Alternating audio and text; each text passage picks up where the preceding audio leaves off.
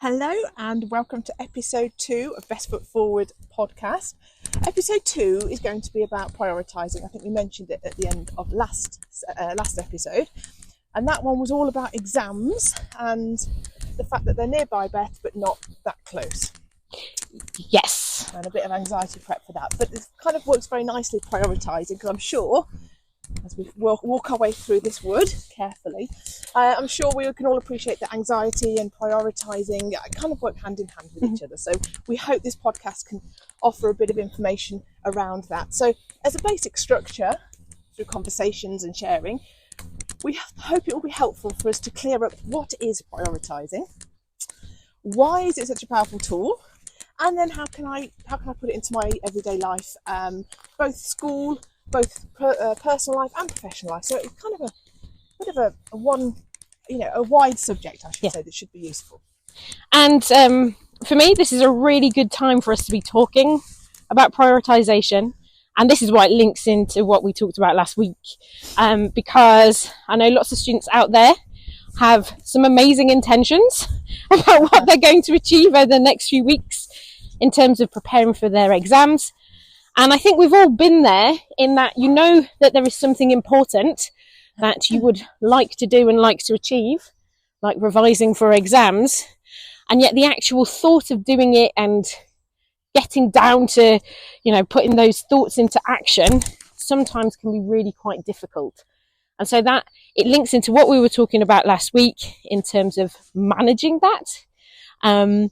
And hopefully what we'll be sharing today will help you to kind of focus on the things that matter when you need to, but also prioritising yourself and looking after yourself alongside doing that. Yeah, no, that's a good point. Now we've sat down. Are you doing a mic check? Because we were aware of it from our last podcast.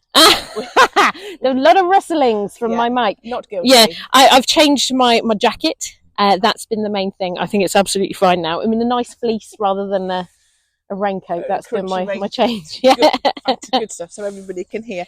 But just to pick up on what you were saying, exactly that we are going to talk about the academic side of prioritising, just because of the time of year. But let's not forget, as Beth says, let's talk about prioritising our time.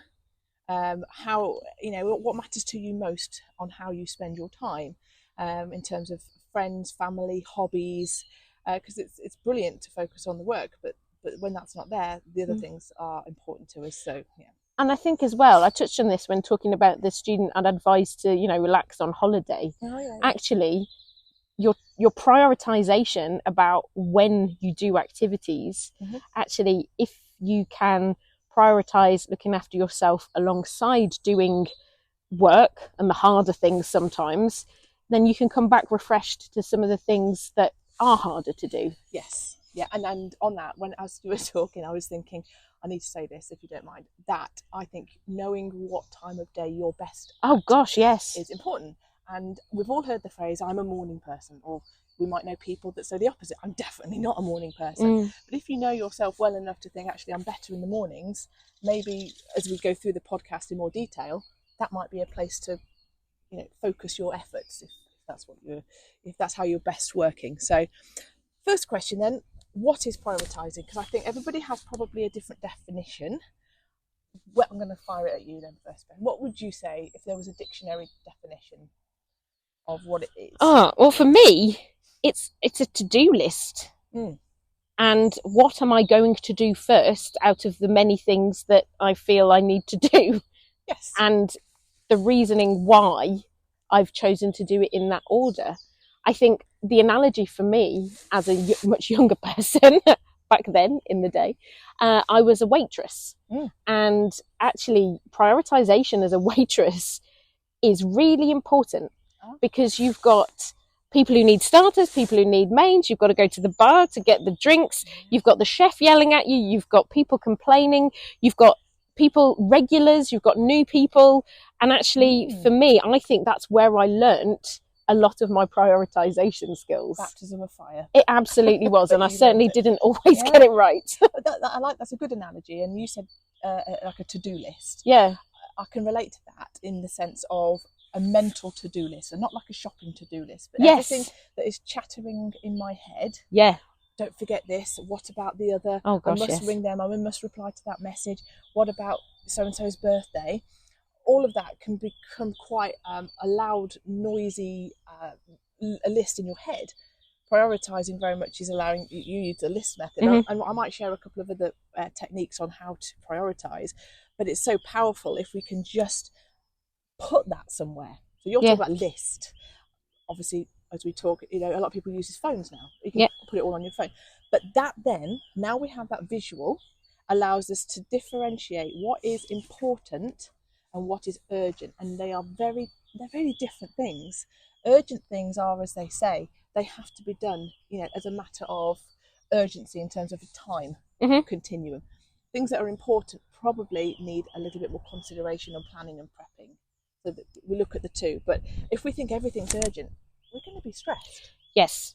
And I know you're going to talk about this in a moment, but that's when things can become really overwhelming, where you've got a long mental list. Yes. If you're not using any tools to kind of record what's going on and therefore sort out the order in which you're going to do it, and I would say the time that it will take to do those tasks, that's when I find, talking to the students I work with, that's when they're finding things really difficult. They kind of almost don't know where to start. Yes. And then often people just won't start because they can't make that decision. No. And it's, I suppose, once you've started or practiced, maybe that's a better word, we have to practice prioritising to know what works for us. Yeah. Do you find then that students are unsure of how long a task will take then? Yes, I think that is sometimes an issue.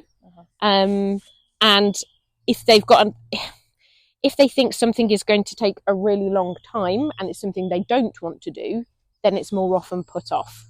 Yes, so I often talk about efficiency with time.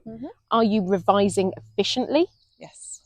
Rather than, so for example, I know someone who's actually at university that went into the library and revised for 13 hours. I'm saying revised very loosely. Yes. I'm sorry. I don't think you can revise for 13 hours. I can see your bunny ear fingers there. Revise. Yeah, revise, for 13 hours and came back like super stressed. And shattered. Yeah, and just he didn't see his friends. No. He did, it wasn't a balance, which is a word we used last week. Yes, we did. But he thought he was doing brilliantly because he spent 13 hours in the library. And so that brings me on to a really, I like this phrase, and you mentioned that, and it just makes me want to say it a bit earlier in our podcast about, it's not about being busy and what people see of you. Yeah. It's about being productive. Yes. And I wonder if that person could have been just as productive in, 3 1.5 hour chunks. Yep. Or hour chunks. But 13 hours. 13 hours. Goodness, I give you credit. I mean, the libraries are 24 hours, are they? Yeah. Nowadays. But yeah, so I think when we talk about what is it, it is about dumping all what's in our head down. So having a visual is a really powerful tool. Some people, I know I'm skipping ahead, I'll mention it again later, like to do a timeline of where I'm now, and maybe the rest of the day. And then we put markers of the time. So this is the time I'm going to have my lunch. This is the time I'm going to go for a 20-minute stretch or a walk, some fresh air. This is when I'm going to do my half an hour of maths, etc. and so on. But a continuum on a piece of paper can work quite well. But before we even talk about that, why do we need to prioritise? I think we've kind of started to sort of move into that. Yeah, that area. absolutely. Why do I need to do it? It reduces stress. Hands down, that's the biggest benefit in my opinion. And I know we spoke about anxiety and feeling pressure last podcast episode, but it reduces stress. That's the biggest one.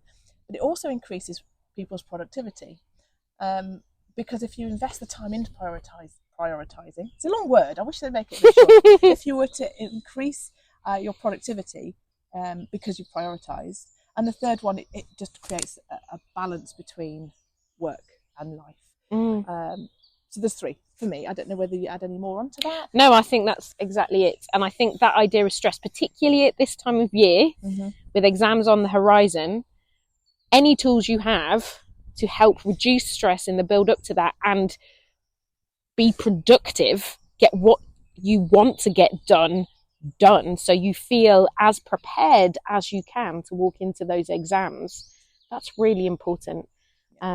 and you will perform better with that preparation. And I've realised that there's a lot of P's in this about preparation, panic, procrastination, productivity, and prioritisation. Yeah, we should call this the P podcast episode. I'm not sure. No, let's not do that. No, then we'd really trip up. Yeah. So in terms of prioritising, there probably is quite a few key areas that I would just invite people to think about. So yes, we've looked at studies and work and exams. In the professional world, we have the work-life balance, we have going to work, we have maybe running a house, running a family, and those types of things.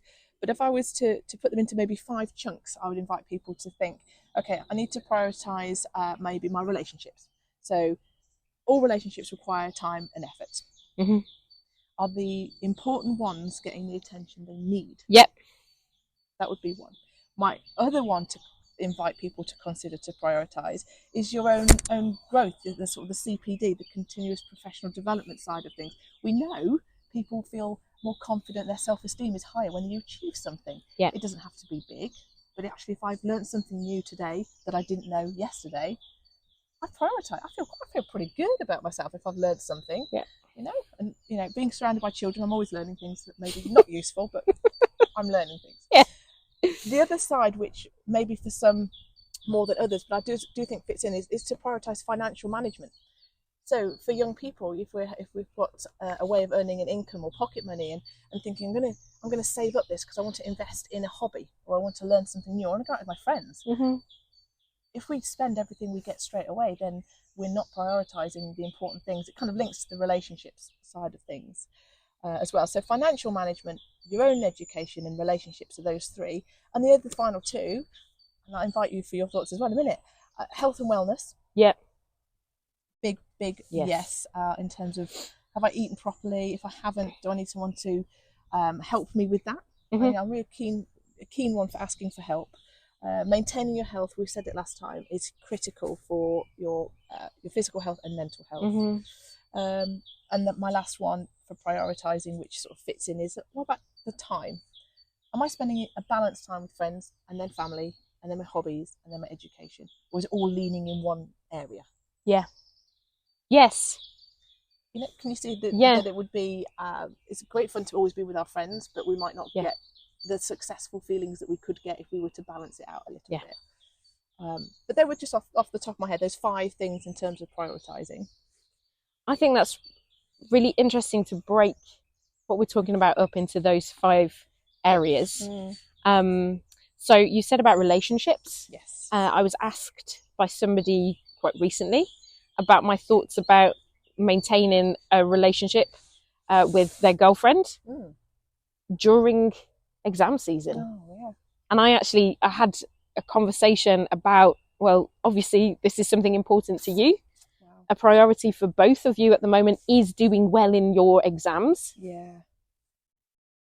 How do you manage that time to make sure that you are still seeing each other and enjoying that time together without losing the time that you would like to put in place to prepare for your exams? They can coexist. They can coexist, and that's the message that I gave. Oh, good.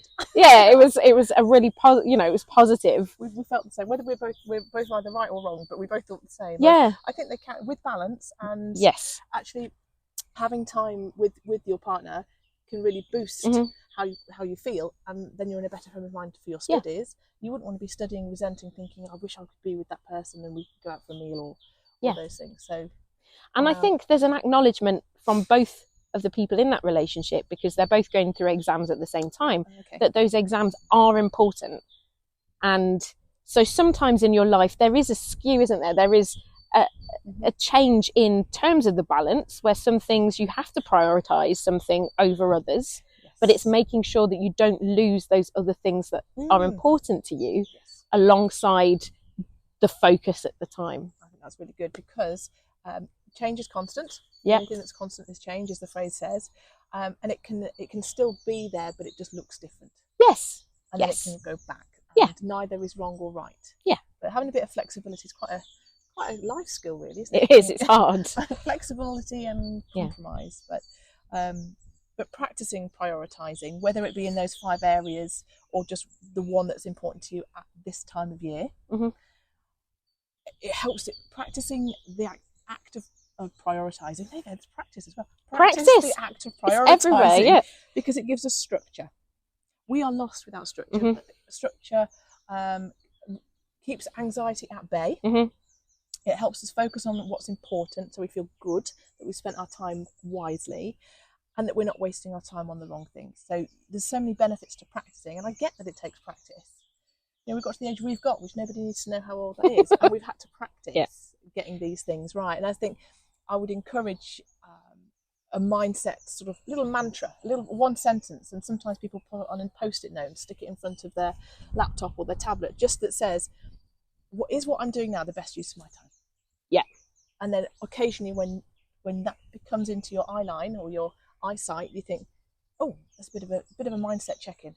Is this the right thing? So if I'm sitting down on the sofa and I'm watching telly, and I ask myself that question, is this the best use of my time right now? And you say to yourself, well, yeah, I've just done 45 minutes of French study, then yes, that is the best use of your time, because we need to rest and heal and get reset for the next whatever investment of time and mental energy that you're going to do. If you've probably sat there for the last 3 or 4 hours, the question to, is this the best use of my time at this moment? The answer might be, probably not. Shall I start prioritising? Yeah, absolutely. So it's a mindset thing of, is this the right thing to do? I like that phrase, and that's easy to remember, which helps me as well. Just pop it on post-its, on put it on the screenshot, on screensavers. It's just a simple one. It's just a simple one. So what do you find the common challenges are then when you speak to your students about, how do I prioritise? What's the common challenges? Sometimes, and I'd spoken last podcast about overworkers and people who bury their heads in the sand. And actually that is totally relevant to this conversation as well. So some people, because they're feeling overwhelmed with part of their life, and in this case we're talking about exams, they spend a lot of time making the most beautiful revision resources you have ever seen in your life. Bubble writing, highlighting, they might do mind maps, flashcards, Cornell notes. They have everything. But have they actually sat down to learn the content of those resources they've made? And often the answer is no. And often those are people who say, I really struggle with retention, but I have all these flashcards. Or people are overwhelmed by what's happening, and so will prioritise things that they enjoy or are easier over sitting down and doing that work. And those are the two extremes for me. And actually, as Annie said, if you can practice prioritization, it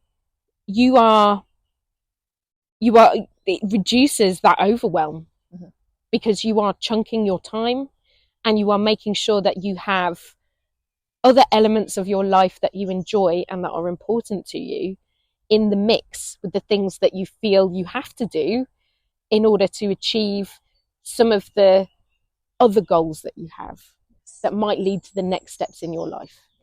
A balanced life is a happy life. Yes. And we talk about practicing prioritising, don't we? Yeah. Notice how I slow myself down for that sentence. Practice prioritising. It really is okay, isn't it, to ask someone to help and say, oh gosh, yes, I'm new to this, I'm not quite sure what I'm supposed to be writing on this list to enable me to prioritise, because I feel I've got everything on it. Then I would suggest put absolutely everything that's in your head on it.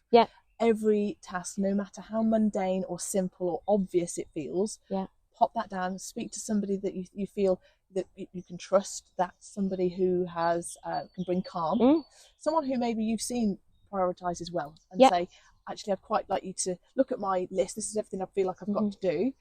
Could you help me so it is less overwhelming? And when one of the common challenges is overwhelm, the suggestion is always break it down into bite-sized chunks and more manageable, and it feels less overwhelming. And again, it takes the power out of the chaos when you do that. But the other common challenge I would probably think is the fact that things constantly change. So you can do a beautiful priority list, and then an email comes in or a request from somebody or an invite comes through. Oh, that's ruined all my prioritising. So these constant changes that keep coming in. Yes. As well. So it's fine to reevaluate as you go along. You must reevaluate as you go along, yes. I think it's really interesting what you said there, just from the point of view of some students that I work with. So I work with some students who have they struggle with their working memory, so they struggle retaining information and can sometimes feel really quite disorganized and overwhelmed with lots of tasks. Yes. And my advice to them is always to break things down into manageable chunks, and that includes how they answer exam questions. It's not just about everything else. And also when I'm thinking about some of the neurodiverse students that I work with who struggle in particular with focusing, what Annie has said about asking for help is really important there, because actually this could be something that you do find difficult, and that's okay. But actually, if you're feeling stressed and overwhelmed and anxious because you have so many things you have to do, you feel you have to do, inviting someone in to help you and to show you how to do that and to help you to manage the action of doing those things is just such a good idea. It is, and it's a skill that isn't just exams. Take you to life skills. And I this is a me thing, but I love ticking off a list. Oh gosh, yeah. Don't forget that chemical rush of hooray. Yeah, satisfying, isn't it? Yeah. Secretly, have you ever added something that you've already done? Just yes. Yes, good. Okay, yes, it's I not have. Just me. It's just that nice visual. Again, I use the word visual a lot. To look at it and say, look at what I've achieved today. Yeah, it's great to check that in at the end of the day. So we've looked at what it is. What is prioritising? We've looked at sort of the common challenges that come with it. We've looked at why it's important. Yeah. What tips and tricks have we got to share? I know we're list ladies, aren't we? Anything else that you've seen your students do where you thought, oh, that was quite good, or that you wish you could do, but actually you revert back to the list type? So I've used Excel spreadsheets, and actually using Google Sheets. Google Sheets, is good because you can share it with other people. Yes. And actually dividing days up into half-hour slots, putting in the things you are definitely going to do. So swimming, or horse riding, football, going to see friends, block that time out and then see what other time you have to play with. What's left? And then if you have a list, I'm talking about revision here, but this could be to do with homework, it could be to do with anything really. You have a list of the things that you would like to cover, the things you have to do, and then you can slot that into the timetable as well. I've actually seen somebody adapt that and use their phone and their calendar on their phone, so they've got it with them. Again, they can then share it with people if that's what they need to do. Because that on your phone, it blocks it into chunks. I like to write things down. And what I do, and I actually did it this morning because I knew I was meeting Annie today and I've got some other work to do this afternoon, I actually scheduled my day and wrote the timings in and the different things that I wanted to achieve in that time. That's a good idea. I have it in a journal. That's where I do that. Yeah, no, and I use a diary electronically, but it's no different to what you're describing. Yeah, I prefer to write it. Do you use or seen anyone use an alarm system? Yes, I have. In terms of, as in, stop working and go for a walk? Yes. Alarm. And I recommend that. Yeah. Okay. So I was talking to a student and I was saying about breaking revision down into manageable chunks. And I said, put a timer on your phone. And she said, but if I have my phone in the room, I'm going to want to look at it. So I said, put it in flight mode. Okay, yes. Because then it's not getting access to Wi-Fi and it's not switched off. Yes, yeah. Put it in flight mode, set a 45-minute timer, put it at the other side of the room, and then as soon as you're done, you can just flick off the flight mode, ping, ping, ping, everything comes through. You haven't really missed out on life. So she's disconnected from the world for 45 minutes. Yeah. That's achievable, surely. Yeah. 45 minutes. Well, we can on an aeroplane. Yes, exactly. Think of it that way. And the things that Beth's talking about, I can relate to. I do some of them, not all of them, but there's some good ideas. So the more we can share with people, the more choices they have. Yep. There's a couple that I know when I'm working with clients that they say works for them. So I thought I'd offer those as ideas. just as we bring the podcast to a close. One is called, it's not very creative, the ABCDE method. Okay. It could be more Oh, creative. you see, I now just have the Jackson 5 in my head. Oh, okay. I'm not going to sing, don't worry. Sing if you want to. And it talks about A being the most important tasks that you have. So preceding this, what you would have done is written everything. And then A would be the most important tasks through all the way through to E, which would be your least important tasks, and everything in between. And so you're grading them in terms of, and that would possibly need some help with somebody else to say what their opinions are. And then when you're looking at your list of A, which you've put down as what you perceive to be your most important task. Urgent. Going back to what you said before, right? Yes, it's urgent and important, correct. Yeah. Then within that the list that are in the sort of the A category, you number those in the sequence of doing them. Yeah. So you're not even looking at the tasks you've put in the C or D or E, because you've deemed them less important. So therefore you do not need to waste time or chatter thinking about them. So the A is the first one. So that's the ABCDE one, or the Jackson 5 method, as we've now rebranded it. Equally, I've heard people, we were talking about before we went live, is that do something that you really don't like first. You know, your analogy was with a child. If you don't like the veg on the plate, eat the veg first, and then you can enjoy all the things that you do like. It might be similar with your work, as in, this is my least favourite subject. Let me get this one out of the way. Then I haven't got it hanging over me like a heavy weight. So that might be part. Get the broccoli over and done with. Get that one done with. So the ABCD, you could put your broccoli in there as well if you wanted to. And the only other one, it's called the Eisenhower box. So, you know, I'm going to do my very best to sort of paint this picture of, if you were to draw a line from the top of the page to the bottom, a vertical line, and then a horizontal line, so you've created a quadrant, so you've got 4 boxes. At the very top, almost 2 columns, on one side you'd put urgent, on the other side you'd put non-urgent, and down the left hand side you'd put important and not important. So this does loop beautifully back to how we started, which is, I'm trying to decide if it's urgent or important. And where the quadrants meet of important and urgent, they're the things that you must absolutely do now. Those tasks. The tasks that you put in urgent but not important, we could look to maybe delegate those or ask for someone to help us with those. The tasks that we feel are non-urgent and important, we can do them, but do them later because it's not urgent, but it's still important. And then last of all, the tasks that they're not important and they're not urgent, I just don't need to do those today. So we can put this visual alongside with the podcast when we put it out, so it looks a bit clearer. Would that work for you, Beth, do you think? Yeah, I think I'd use Post-it notes, and then you can move things around depending on the day. Yeah, and reevaluation, I don't know if we've emphasised that enough, of once we've plotted it and planned our priorities, planned and plot, that's another one. Oh my gosh, yes. Planned and plotted my priorities, we do have to be flexible if things change. What? So I was just thinking, do you think we could do the takeaways from this, beginning with P? Could do. Go on then. Oh my gosh, I've put myself a challenge now. Yeah, you have. So practice prioritising. Yes. So that you don't panic or procrastinate. Yes.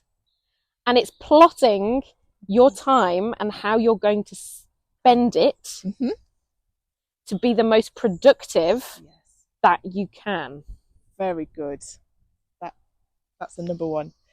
And our last one, if I'm going to take your P theme, is prioritising. Yeah. It really is a life skill. I know we're talking about now, but it's a life skill. Get people to help you, but prioritising is really something. It's a good thing to do. It's a happier, more balanced life. Thank you. I enjoyed that. Yeah. A lot of good stuff. Cool. A lot of meaty stuff in prioritising. So our next one, Beth, will be? Well, our next one is really close to the start of exams. And so we want to return to ideas about anxiety, and in particular, what I'm going to call performance anxiety. It's that fear that actually when you walk in the exam room, you're just going to have a mental block. So what can you do to feel calmer in really high pressure situations? Yes, yeah, that's a good one. because that will sort of be the sort of first or second week of May that we're hoping to share that with everybody, which is quite timely. Yes. For exams at the end of May, did you say? Yeah. Perfect. Yes, I look forward to that one. Okay. Lovely. Thank you very much. Thank you.